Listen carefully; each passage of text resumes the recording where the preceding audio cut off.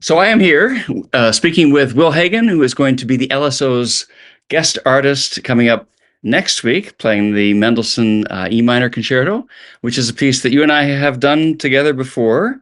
In fact, I think it was the first piece that we played together some years ago. I'm not sure how many years now at this point. 10. Okay, all right, fair enough. 10. I can't believe that. That's Well, unbelievable. it's high time we revisited the piece. Yeah. And I'm just excited to have you return to Lancaster. You were there, let's see, a couple of years ago, right? When you played the Vivaldi Four Seasons. A very memorable set of performances for me. One in which yeah, I felt like the orchestra was just really came alive, inspired by the rather I think fresh take that you had on that piece or that you have on that piece. It was thrilling, and the audience, just really those were all sold out performances Yeah. that you played with us. So we're excited to have you back to Lancaster. I hope you had a good time when you were with us before. Yes. Big, big yes to that. I had a wonderful time. I really enjoyed Lancaster as a place. I didn't know much about it before I came, and I just was like, wow, this place is so charming and such a nice place to be. So I've been looking forward to this. Ever Yeah, since we got it on the calendar, I've been like, oh man, I can't wait to and I can't get to remember Lancaster. exactly what time of year you were there, but it wasn't the fall. I don't think it might have been more wintry somehow. Is it? Wasn't it? Yeah, I think it was kind of very. I seem to remember it was like March or something like that. Yeah, you'll get to see some nice fall colors, and they get to Yes. experience Lancaster in the fall. So this concerto is one that, well, I'm sure. Well, let me ask you this: when did you first learn and play the Mendelssohn E minor? Um, I think in my early teens, Yeah, maybe a bit younger than that, even like 12 or something. But I mean, it's one of the pieces that you really grow up dreaming of playing. It's one of the great works, not just for the violin, but it's one of the great works of classical music. And it's a unique piece, up to that point in music history. I don't think there were a lot of kind of single movement, no stop between the movement, seamless concertos written. Um, and I don't think there were a lot of pieces where the violin enters so soon. right. There's really no, uh, there's a full page of the solo part before you really hear the orchestra take The orchestra over. take up the main tune, like yeah. But so those of you that are watching this, I mean, the practice to that point, like in a Mozart concerto, in Beethoven violin concerto for that matter, you have the orchestra come in and present the exposition of the main material, and then the soloist will usually have some kind of a flourish, and then we'll play basically that material again, but now with the soloist kind of taking the lead. But in this case, the orchestra just kind of lays down a little murmur almost, and then right away the violin comes in with the statement of the theme. And you're right; it's not until later that the orchestra then finally gets a chance to play it as well, as it were. And Um, I just last week played the Beethoven, and mhm. it's so you kind of see how radical that is because the Beethoven it's such a long time before you come in. I mean, it's almost like Yes, solid. It's at least 2.5 minutes, more like three, before you come in, and you're just there, and basically all the material of the movement is there. And then the violin is just embellishing on that. And here, this is something, it's really immediate stream of consciousness. One thing runs into another. Of course, it sticks to, sonata form and things like that, but it's not, yeah, it's really not like its predecessors. And there's something more raw about it, more kind of heart on the sleeve. Maybe heart on the sleeve is not the right way of saying it, but it's maybe a bit more unvarnished. You know what I mean? yeah, I do. Wasn't it Joachim who, late in his career, saying that we have these five great concertos. We've got, or is it five? It was, the Beethoven, which is the greatest of them all, and the Brahms, which is very close, and then we have the Bruch, which is maybe the most how did he say, exuberant or something like this. Uh-huh. But the Mendelssohn, maybe it was four great one, but the Mendelssohn is, the jewel of the heart, or something to that Yeah, effect, or feeling very personal somehow. yeah. Um, but it's so true that when you have to kind of put yourself in the mind of someone who would have heard it for the first time, 1844, was it something like this, and would have been, I think, surprised to hear the violin all of a sudden just start playing, and also surprised to hear really no place for applause in between the movements, which would have been more the practice up to that point. There's a bassoon note that connects from the end of the first movement into the second, and then essentially this little connecting material that he writes between the second and the third Mhm. movements. So there's really no it's clear that there are three movements, but at the same time, there's no pause, no clearing of the throat sort of thing. It's just Yeah. all one idea that goes. Now, this is a piece that's unique in that it was really a collaboration, was it not, between the composer and Ferdinand David, the concertmaster of the Gewandhaus Orchestra, a lifelong friend of Mendelssohn's, someone that he, basically said, "I'm going to write a concerto for you." And Mendelssohn was a wonderful pianist, but I imagine he knew how to play the violin, but he didn't fancy himself a violinist. So, as a violinist, then do you feel the impact, or do you sense the impact of someone who really knew how to how to get around on the instrument in this piece? Yes. No, you definitely feel that it's well written for the instrument. It's not easy. Mm, It's a famously difficult piece, but it uses the violin very well. It's interesting. I have played the other Mendelssohn concerto. yes, He got a lot better. From his very, very, I think I that like that piece too. But yeah, yeah. how old was he? I mean, Oh, it it would have, is a would have really good piece, but even just the way that it feels in the hand and the size of it and kind of the depth, the arc from the first note to the last note, which is almost, I think, unmatched in all violin concertos. That arc is amazing.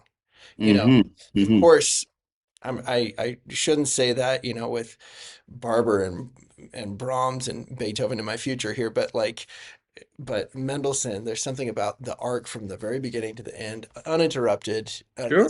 and it starts so dark. It's really Right, so right, right. dark.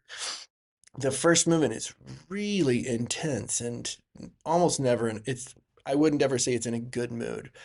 Yeah, That second theme is so sweet, but it's not a smile. It's a really heartbreaking thing. And then yeah, you get to the second movement, which is so like otherworldly beautiful. And then the right. last movement is just a party, so fun. Right. Well, it almost is announced by, trumpets, bam, bam, ba bam, ba and so now we've gone from that darkness of E minor into E major, and yum, ba, yup, up, up, up, up, up. It just feels buoyant and yeah, peppy, and the clouds have parted Yeah. in an amazing way. That second movement, though, if one knows Mendelssohn's songs without words, of which he wrote a great many. This feels like that, sort of an ABA theme, but beautiful, otherworldly beautiful, but still a little bit melancholy somehow. Yeah. But you're right. So that arc, that emotional arc, is pretty clear in this piece. You're absolutely right. And the other we talked about a couple firsts in this concerto, starting off with the um, solo exposition, if you will. Another one is the fact that he wrote out a cadenza, which up until that point. Correct me if I'm wrong. The cadenza that's normally played in the Beethoven is not Beethoven's, right? It's No. Beethoven is very interesting. Wrote right after the violin concerto was premiered, he wrote, which is Opus 61. He right wrote Opus 61A, for the which is piano. the piano concerto version. Yeah, right. And he wrote the most Very long, and insane 4 minute, yeah, 4 or 5 minute, maybe even it's cadenza. It's yeah, so long, it's and the amazing. timpani is there. Right, I mean, right, right. it's crazy. But it's very in vogue now to play it, but it wasn't for many years. For the longest time, and kind of what I grew up listening to is the Chrysler cadenza. Yeah, But anyway, yes. So really rare for a composer to write, especially piano concertos. Mozart wrote a lot of his own cadenzas, things like that. But violin concertos, it's just not normal for the composer to Right. write. Yeah, Yeah, the cadenza would have been, first of all, it would have come after the recapitulation, just before the coda, and then it would have been probably improvised largely on the spot. And this one comes, right before the recap, right? And so it holds a very kind of central place there. But it seems that when a composer puts the cadenza in a place like that, he or she is wanting to make sure that that it works thematically, that it's not just sort of a total digression into wherever someone's improvisational imagination might go, but to make that maybe they can control it a little bit more and make sure that it develops, continues to develop themes from the development, right, and then yeah, kind of transitions um, into the well, it does so you do the it's the spiccato stuff at the end of yeah. it. The burial, Yeah, right. and it's very interesting. Mendelssohn really felt strongly about this, and just something I'm thinking about as we're talking about the piece is just how talented this guy was, unbelievably talented, and how firmly he believed in what Mm. he was saying. So it's actually very rare for somebody to start bouncing the bow where he says to bounce the bow, because it seems like, oh, this is way too early. And apparently there are letters between Mendelssohn and Ferdinand David where he says, surely I can start bouncing the bow a little bit later, like I can kind of rev up into it. And Right. he says, no. I said, Do when I it. said Yeah. you're going to start bouncing right there. It's very interesting. And I recently played Schumann Piano Quintet, and just speaking about the talent of these guys. So the first performance of Schumann Piano Quintet was supposed to be given by Clara Schumann, but she was taken ill. So Mendelssohn sight read. Is that And anybody who has heard that piece, I mean, he must have been a savant level pianist and just incredibly talented. And he gave that first performance, and then after the performance, having sight read it probably really well, yeah. he comes up to Schumann and he says, you need another trio in the second movement. Oh, really? Yeah, he actually did. Structurally, I have a Yeah, critique. and I thought of that because of where this cadenza is, where Mm. these guys, they were so talented and they were really pushing the boundaries of classical music at the time. So he probably was like, I don't care that I don't have a big, orchestra introduction, that we don't have this big introduction of all the material. Mhm. This is how I feel, and this is how it's going to go. And Yeah, that's the way a lot of Mendelssohn's music is. It just is like this. He's kind of, of course, it's this incredibly beautiful music, but it's just so dramatic, and it's really kind of unvarnished compared certainly to Mozart. yeah, And also he's breaking rules, but in such amazingly successful ways. yeah. It's you know, and we're so glad that he did break those rules, because it resulted in not only a great piece, but kind of a, and I think people must have seen that and said, well, that's a good idea, you know, and Undoubtedly. and Barber takes it a step further. Barber Violin Concerto, Mhm. a century later, you know, uh, violin just starts. Right, Not even that measure and a half. right. Dee-da-da-da-dee-da. Yeah. Right into it. So it's just anyway. It's just I just Mendelssohn. It must have been I mean, I think he's really as talented a musician as has ever lived. Even a Oh, greater child prodigy than Mozart. that much is almost certainly true. I mean, Yeah.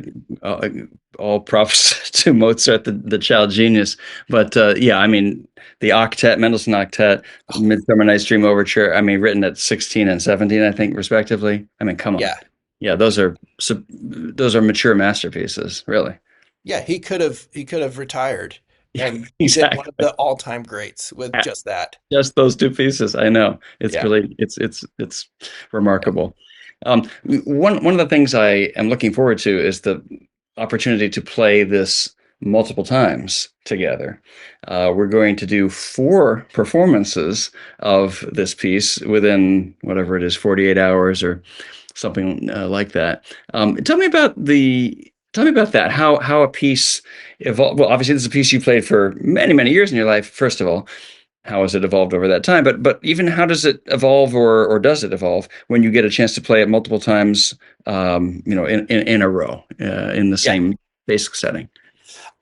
I cannot wait to play it 4 times in a row because and I don't know what's going to be different about the four, but I know that it's going to be different. Mhm. And how has it changed? I mean, I've certainly just thought, here's a better fingering, here's a better this, but also I've I think if you were to, I remember my first really major performance of Mendelssohn was when I was 16 or something like that. Mhm. Um, and I think from there to our first time playing it would have been slightly different, but I think from our first time playing it to now will be really quite different.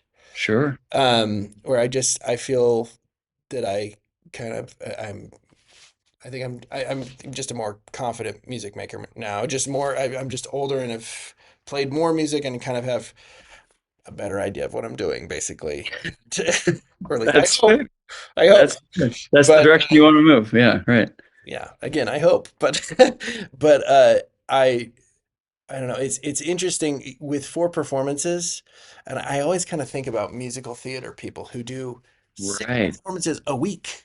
Right. Right. Right. Right. But for me, each audience is going to come in, and even though it's a new audience, and there's going to be somebody at the fourth show who wasn't there at the first, and somebody that's saying maybe there will be somebody who goes to two. I doubt, maybe. We have some. Okay, so they'll hopefully hear some differences, Yeah. but you're gonna be, we're buddies. Yeah. We're gonna have 4 times. I don't want to just say the same thing to you 4 times. No, I hear you. Absolutely. You know what I Absolutely. mean? And I remember our Vivaldi seasons wasn't a carbon copy each time, Never. No. right? When you are doing it that many times, you certainly get to the point where you are comfortable enough that you're not worried about anything. You're not worried about, when do I now we so you can just kind of really be in the moment and just feel like, okay, what are you gonna, oh, you're doing that, all right, that's great. I Yeah, hear you. And that's just me and you, but the musicians on the stage as well, of course, are clued into that, and will, they're these amazing sort of, the when you do it that many times, you really feel like you are making chamber music together totally. after a while. And that's It's a luxury. It's a luxury to get to play it that many times, it is. It is. and Yeah. to really, and I mean, with a piece this good, to get to explore different little possibilities that we can Yeah. take.